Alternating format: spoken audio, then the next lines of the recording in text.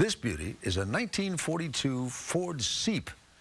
That's short for seagoing Jeep. It's an amphibious vehicle that saw action in the European theater during World War II. It's an authentic part of our nation's living history, as is the man Anna Werner will now tell us about.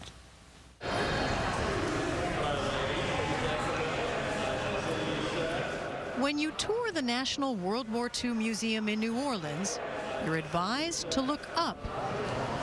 That's a B-17 bomber, so deadly and effective it served in every theater of the war. They made him blow a bugle for his Uncle Sam. There's lots to see and hear in this museum of more than 10,000 artifacts and installations, all reflecting the simple fact that World War II was big, the largest armed conflict in human history. And with all the stuff, it would be easy to miss him, sitting quietly just to the right as you enter the exhibit hall. Come on over here. Come around here. But that would be a shame. This is Omaha Beach.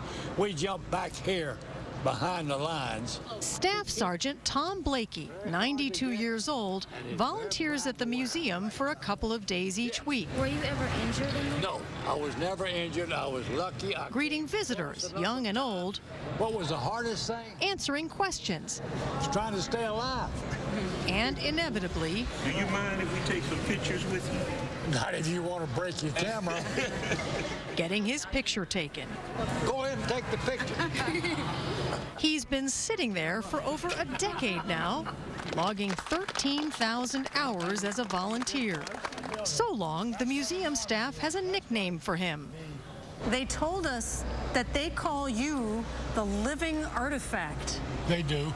You know this? Yes, I know that. What do you think of that? I don't care. So you must remember a lot of these items. Oh, yeah, I remember every one of them. The museum is filled with reminders of his time as a paratrooper with the famed 82nd Airborne. This is me.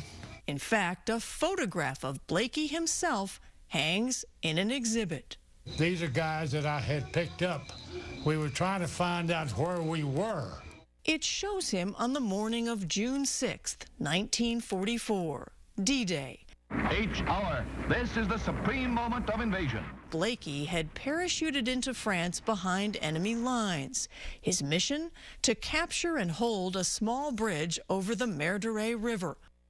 We were ordered to take that bridge, to hold it, whatever the cost was. We did not let it go. The cost was high, but the bridge was held. That kept the Germans from getting to Utah Beach. He's recounted the story many times over the past 69 years, but there's one part he's always left out, until now. We were at the bridge. They were coming around the curve. Everybody had got the message, pick one out. I picked one out and got a sight, hand on the trigger, and pulled it. I could see when the bullet hit him.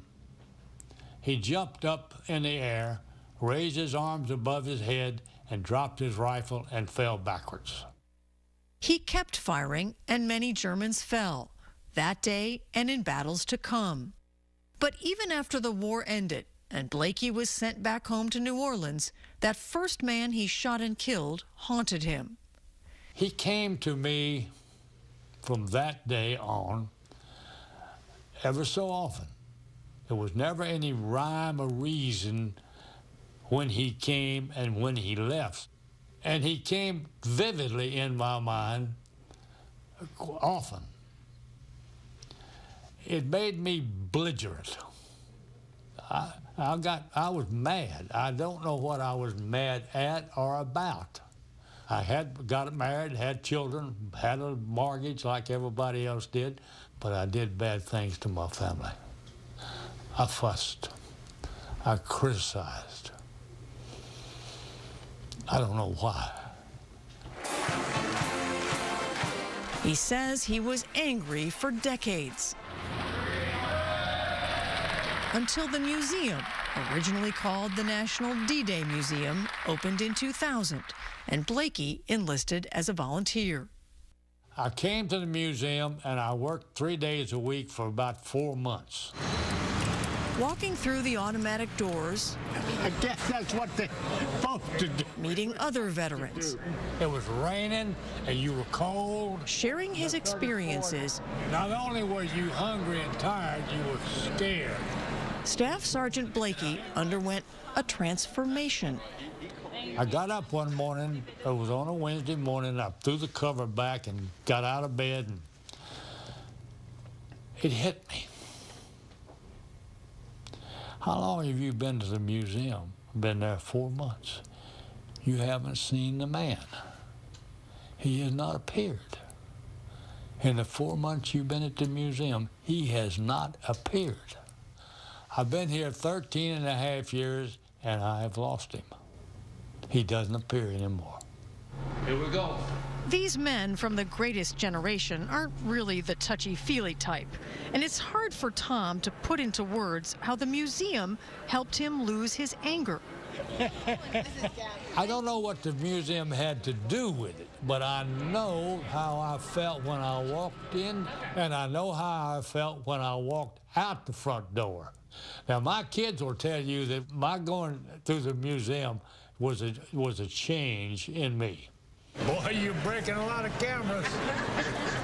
In a museum designed to preserve memories of the war, Wonderful. Tom Blakey managed to let one go. Another camera broken.